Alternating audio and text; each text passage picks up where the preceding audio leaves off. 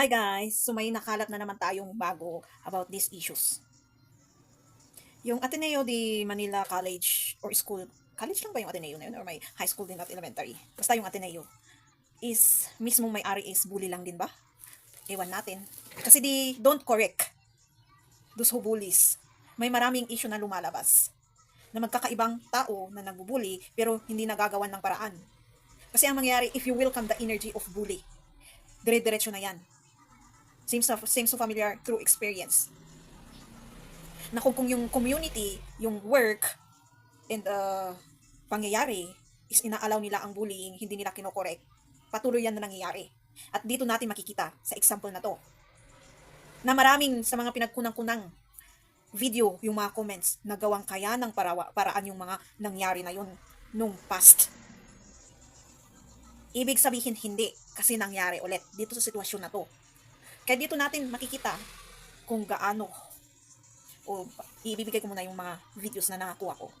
Hello, my name is Effie, and I have been married to Tal Baldwin since 2011. I'm officially still married to him. However, in early 2020, I had to flee away from Tab for the sake of myself and my kids to keep us safe. This video is because of his latest interview, and when he talks about his family, I want to make sure that he doesn't represent me or my kids.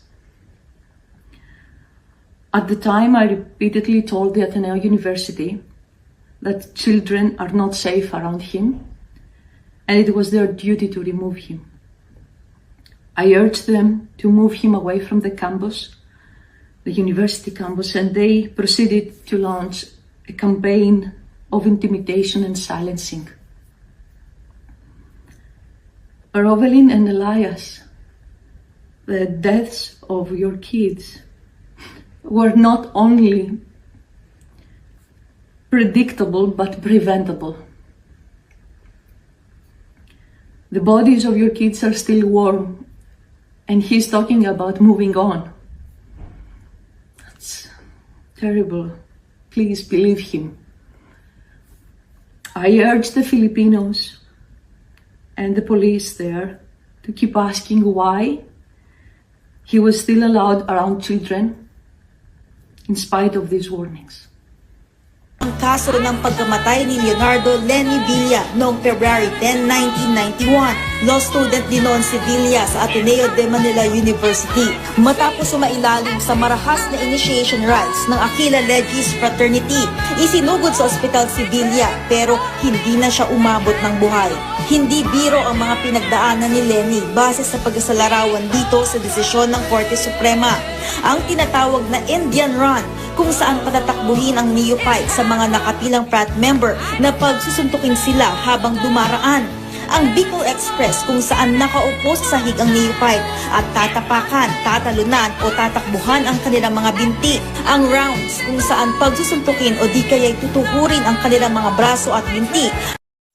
Kung paano i-resolve or iaano yung problema na dumating sa kanila kasi school sila eh. Instead, yung ginagawa, yung culture kasi natin is no one will talk unless the attorney is there. Hindi lang po attorney ang mag-work doon para iayos yung problema doon. Andiyan ka na teacher, andiyan ka na head, andiyan ka na may-ari. Kasi pangalan ng school, pangalan, identity mo na nag-work din doon. Hindi lang kasi yung may-ari ng establishment, school, or any businesses, or even family nga. You, that inside that premises or community or friendship, family, work, etc. Any kind of different kind of organizations or community na nangyari ang isang nangyari na dapat i-resolve ng bawat isa, hindi lang isa dapat. Kaya, kailangan talagang i-consider ang lahat ng banda, hindi lang physical materialistic world, pati spirituality. Dito na lumalabas kung gaano tayo ka-lost na hanggang materialistic world lang tayo tumitingin. Kasi meron ding attorney na kaira lang sa materialistic world. And paano yung attorney na yun is, nire-resolve niya lang yung problem through papel. Paano kung yung papel na yun is lost din naman? Na hindi wala sa tamang teaching, correction. Kasi ang trabaho ng attorney judge, correcting, guide, condemning the situation. Kung ano ang mali, yun ang i-correct. Kung ano ang tama, yun ang i-implement. Di ba? Ganun din naman ang gobyerno. Na kahit anong sanga niya, malak o office worker lang na tinatawag nila. Kaya bakit andyan kayo sa mga posisyon yung yan? Kung nakatuon lang kayo sa materialistic world. Wala talaga ma-resolve na problema. Kung doon lang tayo nakatoka.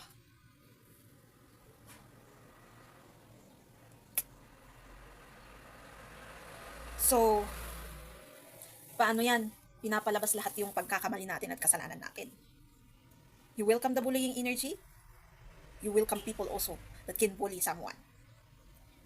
We cannot accept din also them, but we cannot, I mean, hindi basta-basta natin iitsapwera sila kasi may rights din sila sa God's law. Pero we can correct them and guide them. Na kung mayaman sila, ginamit nila ang power nila doon, yan, lumalabas ang totoo. Or yung kung anong posisyon na nakuha nila sa materialistic world na to. Katulad ng isang coach, kung pinaano niya yung pangalan niya, kahit wala kasing kasalanan yung coach, kung ikaw yung head at ang may kasalanan is yung hawak mo, kasalanan mo pa din. Kahit doktor alam niyan, kasi doon talaga natin nakikita ang hawak lang ang buhay eh. Sabi ko nga, pati ako, hawak ko ang buhay. Pati janitor, hawak niya actually. Kung hindi niya pinunasan ng maigi yung floor kasi nagmamap siya, may nadulas. Nakuha niyo ang common sense? Ang karpentero, kung hindi niya pinakong maigi yung pinako niya sa bubong at nahulog, sakto sa tao. Kung yung animals na ikaw nag-aalaga, hindi mo inalaga ng mabuti, namatay, nuggets niyo po yung common sense po doon.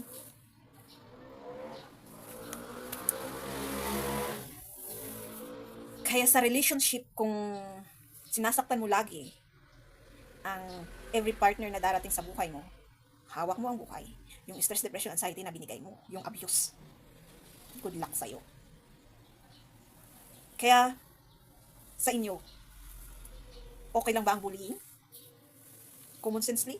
Through the law of evil and good? Not good, di ba? The two witnesses. Kung winelcome nyo din yung energy ng murder, tuloy-tuloy din yan yung murder na yan kung walang na-correct na tao, kung hindi mo kinorek yung ginawa ng taong yun. Yung i-advise mo yung taong yun para i-realize niya na mali yung ginawa niya. Hindi lang po jail ang gumagawa nun. Nagko-correct nun. Siguro, yung jail na yan is yung mga taong hindi na talaga makukorek, kaya may mga nag-jail ng habang buhay, ilang years, then doon maaayos yung pag-iisip nila na ito pala ang feeling ng nakakulong. So, iayos ko na yung sarili ko, ganito, ganyan. Ganun na rin ang feeling ng spiritual jail. Na malaya ka naman, pero bakit ganito ang buhay? Akala ko papasok eh. So, ingat-ingat po tayo. Kung anong iaano natin sa kapwa natin. Paano makipag-usap, paano mag-isip, kasi kahit yung pag-iisip na yan, ritual yan, di ba? Basic ritual. Spirit knows. Smear campaign na rin yun sa isip. Na parang, kaya minsan biglang nabahing ang isang tao, or biglang nadapa, or biglang nabagabag. Ayan. Mga words na nakakabulol. Nakakapagabaga. Ano ba yan? Nakakapagabagaba. Basta. Kasi merong ganun. Iba din naman yung yung ganun na sitwasyon. Kasi advance na may mangyayari talaga na kunwari accident or prayer pa rin ang kailangan natin bago tayo umalis, gawin ang isang bagay, lalo kung nakakatakot, aakyat ka sa bubong, may aayusin ka, pag-pray muna, kasi baka mamaya madulas ka, mahulog ka, gano'n. Kaya kung may intuition kang parang something will happen, well, start to pray for that protection to God. Yan, kulang din tayo. Evidence din nito is bago gawin ng isang bagay is hindi tayo nagpe-pray. Kung nag-pray din sana sila bago sila mag-undergo ng training, or yung coach, pinray niya yung mga members niya, or yung assistant niya, for sure assistant niya yung girl na isang magsalita dun sa first video na binigay ko.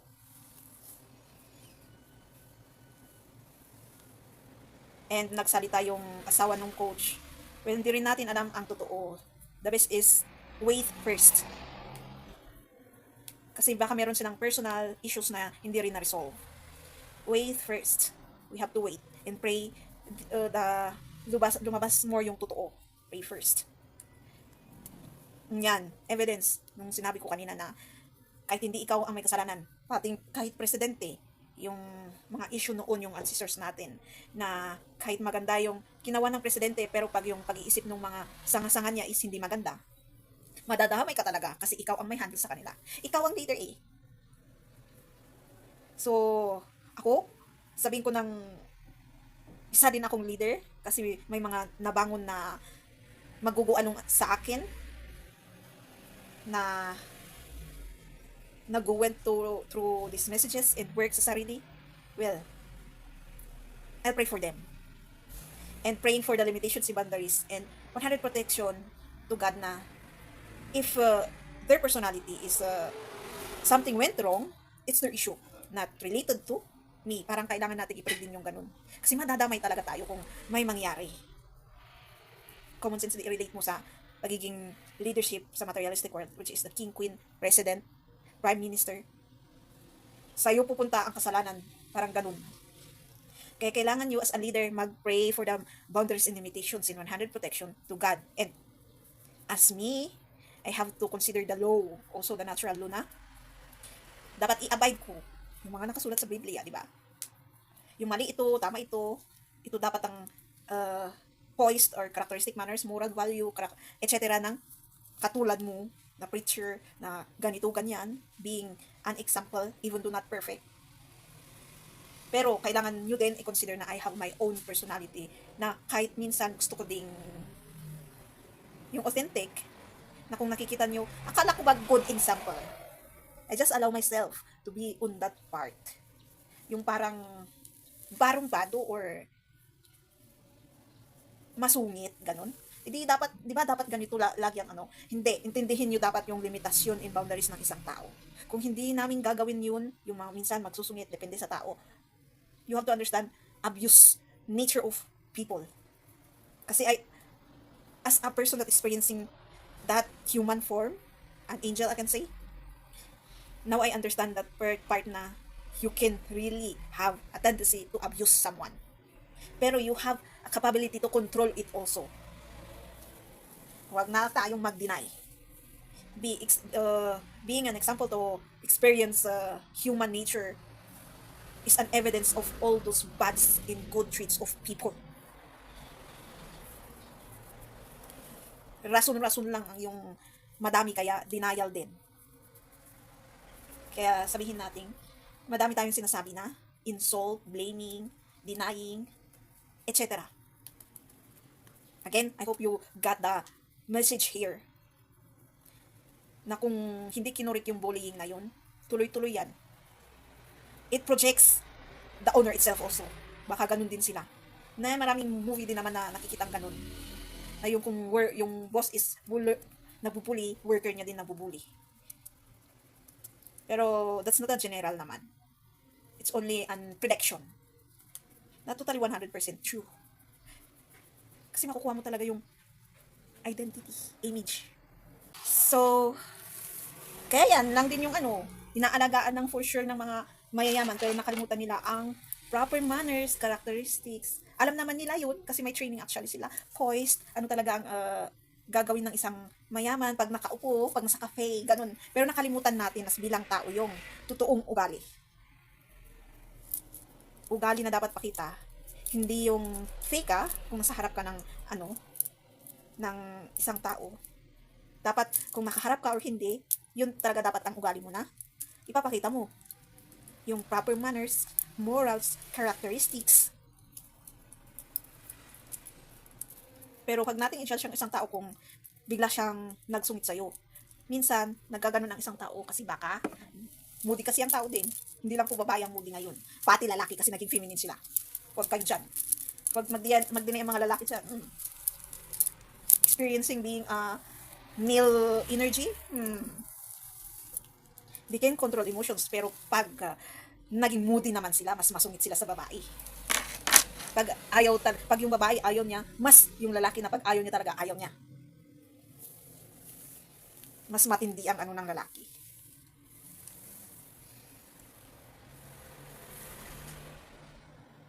At pag bastos ang babae, mas naman ang lalaki.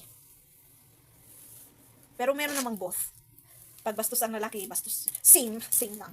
Pag mas bastos ang lalaki, mas bastos yung babae, same lang. Merong ganung energy. Tapos pag magsama pa sila, partner pa sila. Gosh, yun ang mahirap. Paano yung magiging anak? Paano naman yung nasingit na light na anak nila? Di mahihirapan. Yung awakening nila na anak. Di magiging scapegoat yun, kawawa. Ma-abuse yung anak na yun. Paano kung sa work din yun? Lahat ganun sila tapos may isang naisingit na magiging enlightenment nila. How is the feeling and experience of that person? OMG. Work, community, environment, OMG. Sasabihin ko, di ba? Seems so familiar. Oo nga, seems so familiar. Adjust ka na lang ng adjust. Pero parang nabibigyan naman ng brightness. Yung dati na feeling na lagi na lang ako nag-adjust, yung magkukumpling ka spirituality. Abay, ka. Umaayos siya. Habang inaayos mo din yung sarili mo, nakikiayon yung universe sa'yo. Habang binibuild mo yung sarili mo, yung nag-learn ka, tapos ginagawang pang growth yun. Bumabait yung paligid, yung mga tao. Kasi hindi ang lugar actually ang problema, yung mga taong nakatira. We always tell that the universe, the world is the problem, pero actually tao yun. Pero isa din naman tayo, parang the universe in person is one, kasi dahil sa energy. So, pwede naman, baka representative yung lagi natin sinasabi na ang saklap naman ng universe na representative ng tao.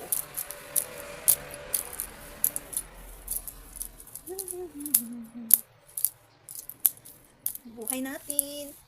Gutom na ako. Ano kayang ulam ko? Kinadami-dami ng pwede kong choices. Hindi ko alam ang ulam ko.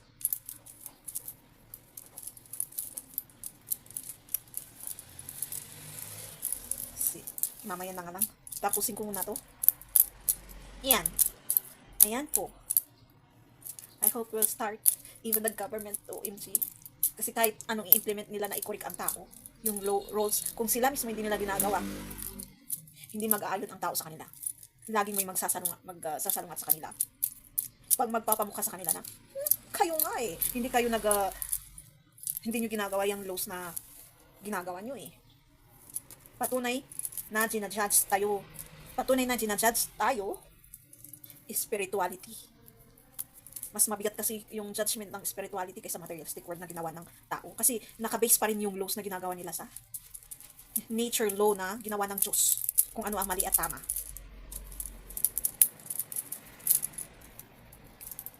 Mag-deny man sila or hindi, nakabase pa rin doon.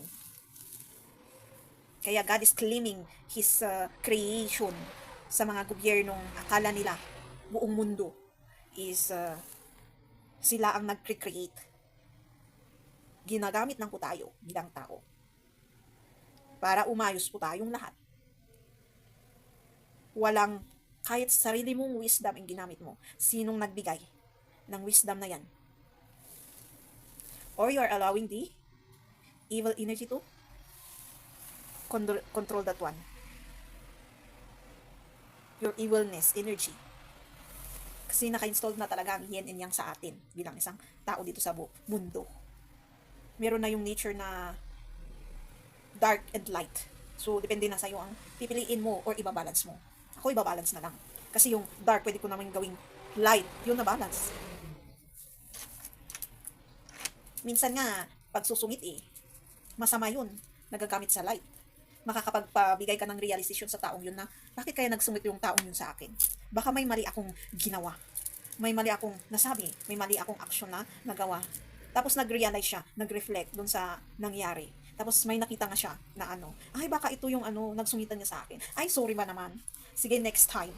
O, di ba? Yang mga concern na yan, babalik. Pag-iayos natin ang relationship natin sa Diyos. Yan yung patunay ng you are protected in the forehead. Kasi pag hindi, Parang yung pangyayari na to na pwede daw mabuhay sana. Pero,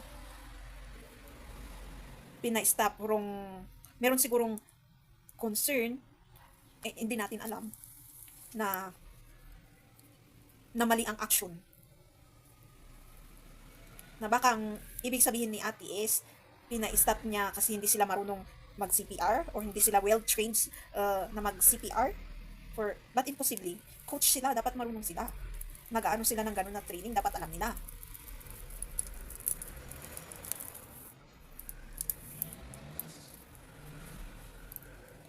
I-basic naman na response ng tao kung may na-accident is, you have to tap or do your best to make the person response to you. Yung kailangan mong gisingin yung tao or sabihin na, kung wala na talagang response yun, masasabi mong wala na yung buhay ng tao. Pero kahit konting reflex, ayan, merong response, kailangan mong gawin yung first aid na alam mong gawin, na pwedeng makakapagligtas sa tao yun. Ay, kaya bilang isang tao, kahit simpleng mamamayan, kailangan natin matutunan simple first aid, yung mga herbal na yun. Dapat simulan na natin. Yung mga signs kung may hihingi ng tulong na tao. Kahit prayer, actually, makakapag-save yun sa atin kung hindi na talaga natin alam ang gagawin. Kasi may power talaga ang prayer. Hindi natin alam mag-CPR, tapos ganun na hinintay natin yung ambulance, kailangan na niya on the spot yung CPR sana na yun. Pray na lang agad. Ang magsi-CPR is yung prayer. Ang magliligtas. Everything is possible to God. Yung impossible is magiging possible. Diba? So, I hope you understand something in this message. Thank you for this journey of message again. Thank you for watching. Don't forget to subscribe, click the notification, comment, and share.